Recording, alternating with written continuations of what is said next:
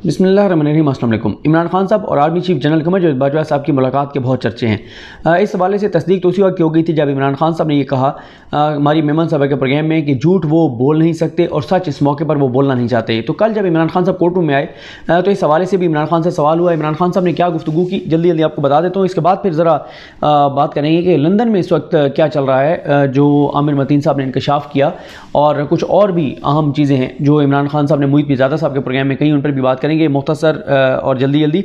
एक तो इमरान खान साहब ने बताया कोर्ट रिपोर्टर्स को कि जो चारों सूबों में हफ्ते वाले दिन से वो पैसे तकसीम होना शुरू हो जाएंगे जो इमरान खान साहब की टेलीथॉन्स में जो जमा किए गए हैं, और उन्होंने कहा कि बिला तफरीक ये चारों सूबों में तकसीम होंगे, मेरिट पर किए जाएंगे और टेक्नोलॉजी भी इसमें इस्तेमाल की जाएगी ताकि करप्शन ना हो। साथ ही इमरान खान ने कहा कि बताया कि कुछ ओवरसीज़ पाकिस्तानियों को अभी तक इशू है पैसे भेजने में, वो भी उन्होंने बात की।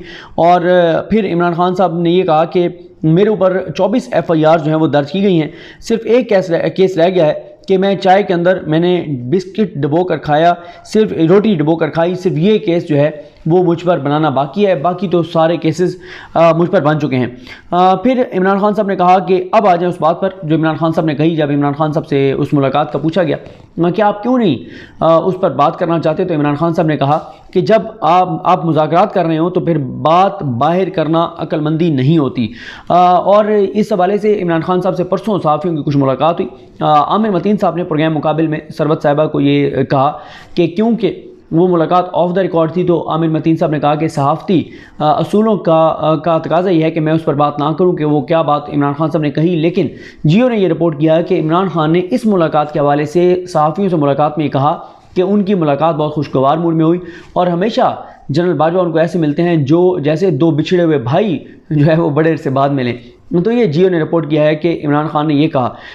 अब यहाँ पर रुककर मैं आपको ये भी बता दूं कि हुकूमत बहुत घबराई हुई है, हुकूमत बहुत बौखलाहट का शिकार है, हुकूमत बहुत परेशान है कि ये मुलाकात क्यों हुई, इस मुलाकात में तय क्या हुआ, क्या कोई मामलात गड़बड़ तो नहीं हो गए हुकूमत के हवाले से, क्या जनरल बाजवा ने इमरान खान को इलेक्शन के हवाले से कह तो नहीं दिया कि हम इलेक्शन की तरफ ले जा रहे हैं इनको, क्या हुआ है क्या नहीं हुआ। इस पर हुकूमत जो है वो बहुत बौखलाहट का शिकार है, हुकूमत की परेशानी आया है।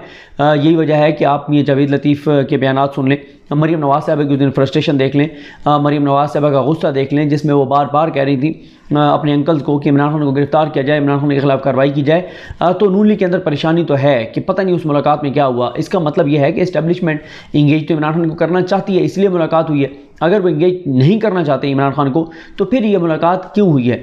और इस मुलाकात के हवाले से सबसे पहले अरशद शरीफ साहब ने खबर दी, और मैंने उसी वक्त ही कहा था कि मेरे पास कोई वजह नहीं है इस मुलाकात की खबर की तरदीद करने की, जब अरशद शरीफ साहब ने ये खबर दी है, क्योंकि अरशद शरीफ साहब वेल कनेक्टेड हैं, उनके पास इंफॉर्मेशन होती है। और अरशद शरीफ साहब के बाद फिर ये बात बाहर आती गई और इस पर बातचीत चलती रही। और अब तो इसके हवाले से सदर पाकिस्तान ने भी कोई तस्दीक या तरदीद इस पर नहीं की, और उन्होंने कहा कि मैं कोई तस्दीक या तरदीद नहीं करूँगा। और इमरान खान साहब ने कहा कि वो झूठ बोल नहीं सकते और सच वो बोलना नहीं चाहते। तो बहरहाल अभी हुकूमत इस हवाले से परेशान है। उसके बाद इमरान खान साहब ने कहा कि सियासी लोग जो है वो दरवाजे बंद नहीं करते। फिर इमरान खान से ये कहा गया कि आप इन्हीं से क्यों बात कर रहे हैं, फ़ौज से क्यों बात कर रहे हैं, आप जो है वो नून लीग और पीपल्स पार्टी से क्यों बात नहीं करें। इमरान खान ने कहा कि मुजरमों से बात नहीं होती, सियासतदानों से, सियासी जमातें सियासतदानों से बात करते हैं, मुजरमों से नहीं करती। दूसरी वजह यह है कि इमरान खान साहब को इस बात का पता है कि इस वक्त फैसले जो है वो इस्टेब्लिशमेंट कर रही है। ये हुकूमत ना खुद आई थी ना खुद जाएगी, ना ये आवाम की ताकत से आए थे ना आवाम की ताकत से जाएंगे। और ये हुकूमत सबको पता है कि क्यों अब तक बरकरार है, क्यों मुसल्लत है, वरना 174 इनके पास लोग हैं, 2 वोटों की अक्सरियत से ये हुकूमत कायम है। तो आखिर क्या वजह है कि 5.5 माह में इत्तेहादियों की कोई मुतालबा पूरा नहीं हुआ, लेकिन फिर भी इत्तेहादी साथ हैं, कोई रुकन छोड़ के नहीं जा रहा, किसी को पैसे मिल रहे हैं नहीं मिल रहे, कोई फ़ायदा मिल रहा है नहीं मिल रहा, सब इनके साथ खड़े हैं, एक बंदा भी नाराज़ नहीं हुआ। तो सबको ये बात पता है कि क्यों कोई नाराज़ नहीं हुआ, क्योंकि 174 के 174 अरकान असम्बली जो हैं वो इस वक्त कहीं और जवाब दे हैं, किसी और को रिपोर्ट कर रहे हैं, और इसलिए उनकी औकात ही नहीं है 174 में से किसी एक की भी इतनी औकात नहीं है कि वो अपनी मर्ज़ी से फ़ैसला कर सके और हुकूमत से अलग हो सके। उसे पता है कि उसके साथ क्या होगा, इसलिए कोई भी जो है वो हुकूमत को छोड़ने को एफोर्ड नहीं कर पा रहा। उसके बाद इमरान खान साहब ने कहा कि असम्बली में किसी सूरत वापस नहीं जाएंगे, और साथ ही इमरान खान ने कहा कि ये जो इस वक्त मुसल्लत हैं ये मुल्क के दुश्मन हैं। और अभी हमारे इमरान खान साहब से बातचीत जारी थी तो उसी दौरान ही फिर जजेस आ गए और फिर कॉल किया गया केस के सरकार बनाम इमरान अहमद ख़ान न्याजी, और फिर 3 मिनट की ये समाअत चली। और उस समाअत में फिर मैं आपको बता चुका हूँ क्या हुआ। और जो एतराज़ात थे अटारनी जनरल ऑफिस के, जो additional attorney general Aamir Rahman साहब के, उस पर चीफ जस्टिस ने कहा कि वो अपनी तहरीरी एतराज़ात दे दें, उसको उन एतराज़ात को जो है वो हिस्सा बना दिया जाएगा जजमेंट का, उसमें लिख दिया जाएगा कि उनके ऊपर अदालत का क्या व्यू है। लेकिन वो इमरान खान साहब के माजी के कंडक्ट के हवाले से कुछ डॉक्यूमेंट्स देना चाहते हैं जो उन्होंने 3-4 दिन मांगे, अदालत ने 3-4 दिन देने से इनकार किया। और आज इस हवाले से कहा गया कि आज यानी अब 4 अक्टूबर स्टार्ट हो गई है, आज ही अदालत में वो डॉक्यूमेंट्स जमा करवाएंगे जिसमें अदालती फैसलों के हवाले होंगे, तहरीरी जो है वो उनके आर्गूमेंट्स होंगे अटारनी जनरल ऑफिस के, और साथ ही इमरान खान साहब के कंडक्ट के हवाले से वो माजी की कुछ चीज़ें अदालत के सामने रखेंगे। ये तो हो गया ये मामला। अब आ जाएं इमरान खान साहब ने जो मोईद पिज़ादा साहब को इंटरव्यू दिया उस पर बात करते हैं, और तारिक फजल चौधरी साहब के इंकशाफ पर बात करते हैं कि उन्होंने इस हवाले से क्या कहा है। इमरान खान साहब कहते हैं कि इंटेलिजेंस एजेंसीज़ का काम सोशल मीडिया वालों को धमकियाँ देना नहीं, मुल्क की सिक्योरिटी को यकीनी बनाना है। ऑडियो लीक्स एजेंसीज़ की नाकामी है।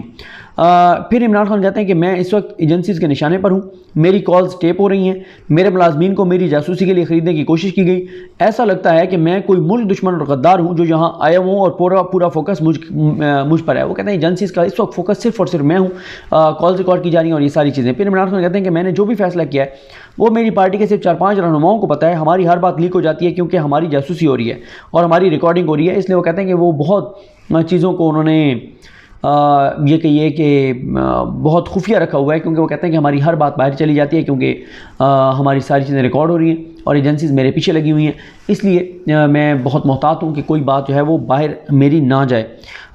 इमरान खान कहते हैं कि मुझे सब पता है कि 25 मई के जुल्म जबर और तशद्दुद के पीछे कौन था, नाम इसलिए नहीं ले रहा कि वैसे भी टीवी पर कट जाना है। ये उन्होंने मोईद पिज़ादा साहब को कहा है। अब आ जाएँ लंदन में लॉबिंग के हवाले से। आमिर मतीन साहब ने जो उन्होंने दोबारा 92 ज्वाइन किया और उन्होंने दोबारा प्रोग्राम मुकाबिल में उन्होंने अब वो आया करेंगे सोमवार से जुमेरात, और प्रोग्राम मुकाबिल के साथ आपको पता ही है कि मेरी बड़ी एक रूहानी वाबस्तगी है। ज़ाहिर है मैं उस प्रोग्राम का हिस्सा रहा इतना अर्सा आमिर मतीन साहब और क्लासा साहब के साथ। तो आमिर मतीन साहब आ गए हैं दोबारा 92 पर, और आमिर मतीन साहब ये कहते हैं कि लंदन में मुस्लिम लीग नून की एक अहम शख्सियत मौजूद है और वो नवाज शरीफ साहब को के सामने लॉबिंग कर रही है आर्मी चीफ़ की एक्सटेंशन के हवाले से। ये इंकशाफ किया है आमिर मतीन साहब ने, और वो कहते हैं कि ये वो शख्सियत है जिसका बड़ा किरदार है बाजवा साहब को आर्मी चीफ़ लगवाने में। और हाँ, एक शख्सियत है जो बड़ा, आप अगर आर्मी चीफ जनरल कमर बाजवा साहब का नाम जब सामने आया था और या वो आर्मी चीफ बने थे, तो अगर आप रोज़नामा दुनिया उठाकर देख लें फ्रंट पेज पर, तो आपको शख्सियत का नाम पता चल जाएगा जिन्होंने बताया था कि जनरल बाजवा ने मुझे फ़ोन किया और फिर क्या गुफ्तगू हुई। ये वो सारी उस खबर में चीज़ें मौजूद थी। उसके बाद वो कहते हैं कि हाँ, असद उमर साहब ने एक बड़ी आम गुफ्तगू किया है। वो कहते हैं कि जो हमें बार बार डराया जाता है नवाज शरीफ आ जाएगा, तो आ ही जाए, हम उसको उसके होते हुए 2 तिहाई अक्सरियत लेंगे। ज़रा पहले ये असद उमर साहब की गुफ्तगू सुन लें ये प्रोग्राम मुकाबिल में, और फिर जो है मैं आपको तारिक फजल चौधरी साहब का उनके हवाले से इंकशाफ सुनाता हूँ ये मिफ्ता इस्माइल साहब के हवाले से। पहले असद उमर साहब को सुन लीजिए, 1 मिनट। इस जितनी देर में ये प्ले होता है मैं आपको वो उनका सुना देता हूँ, जो तारिक फजल चौधरी का पहले सुना देता हूँ। तारिक फजल चौधरी क्या कहते हैं? दुरुस्त नहीं है गिले शिकवे। मेरा मतलब ये है कि उन्होंने कुछ मुश्किल फैसले किए जो कि किस हद तक वक्त की जरूरत थे, किस हद तक मिफ्ता साहब उनको कंट्रोल कर सकते थे, नहीं किए। अब पेट्रोल की ये बात में मैंने भी तहकीक किया यार ये क्यों हुआ है, क्या हमने रोज टॉक शो पे जवाब देना होता है? Even dollar. अच्छा, पेट्रोल की पहले बात करते हैं। वो ये हुआ कि पेट्रोल जब महंगा था, मिफ्ता इस्माइल साहब ने 2 महीने का पेट्रोल खरीद लिया, 2 महीने की बुकिंग करा ली। अब 2 महीने के अंदर पेट्रोल सस्ता हो गया, महंगा भी हो सकता था, आलमी मंडी में पेट्रोल महंगा भी हो सकता था। उन्होंने 2 महीने की बुकिंग कर ली, अब 2 महीने में पेट्रोल सस्ता हो गया, हमने खरीदा हुआ है उसी रेट पे। अब आप देख लें, ये बहुत बड़ा इंकशाफ है कि क्यों पाकिस्तान इंटरनेशनल मार्केट में जो ऑयल प्राइसेस कम हुई, क्यों पाकिस्तान उसका फ़ायदा नहीं उठा सका। इसलिए नहीं उठा सका क्योंकि मिफ्ता इस्माइल साहब ने 2 माह के लिए महंगा पेट्रोल ख़रीद लिया था, फिर आलमी मार्केट में सस्ता हुआ, पाकिस्तान उसका फ़ायदा नहीं उठा सका। ये इंकशाफ कर रहे हैं तारिक फजल चौधरी साहब। और मिफ्ता इस्माइल साहब की इस नाअहली, नातजर्बाकारी और नाकामी की कीमत 22-23 करोड़ आवाम ने अदा किया है, पूरा पाकिस्तान ने अदा की है और अरबों रुपए पाकिस्तानियों की जेब से निकल गए। और दूसरी तरफ इसहाक डार ने यह भी कहा है कि जो डॉलर की कीमत है वो 200 से कम है, लेकिन डॉलर 240 तक गया। तो अब आप खुद अंदाज़ा लगा लें कि नून लीग ने किसको लगाया हुआ था वज़ीर ख़जाना, या वो गलत है या ये गलत है, कोई एक तो गलत है। ज़रा ये असद उमर साहब को सुन लें कि असद उमर साहब नवाज शरीफ की वापसी के हवाले से जो है वो क्या कह रहे हैं। और एक लगता है कि अगर वो उस फैसले में वाडा साहब को रिलीफ मिलता है तो फिर नवाज शरीफ साहब भी उससे बरीज़मा हो जाएंगे। आपके opinion on both these points? देखिए, जहाँ तक नवाज शरीफ की नाअहली का ताल्लुक है, वो एक लीगल प्रोसेस है, वो कोर्ट ने फैसला करना है, वो हमने नहीं करना। कोर्ट के फैसले जो होते हैं वो हतमी होते हैं और लोगों को सबको मानना पड़ते हैं, लेकिन इसका मतलब ये नहीं। इंटरनेट की स्पीड ही चलें, मुझे डाउनलोड करके आपको सुनाना चाहिए था। बहरहाल असद उमर साहब ने ये कहा कि जैसे माँ कहती है सो जाओ वरना बहू आ जाएगा, भाई हमें डराना छोड़ें, आप ले आए नवाज शरीफ को, जो कट्टी कट्टा निकालना है निकाल लें। ये उन्होंने कहा है और उन्होंने कहा कि नवाज शरीफ अगर आ जाए फिर भी हम 2/3 अक्सरियत लेकर दिखाएंगे। इख्तियार हासिल लोगों को जो फैसला होता है कोर्ट का।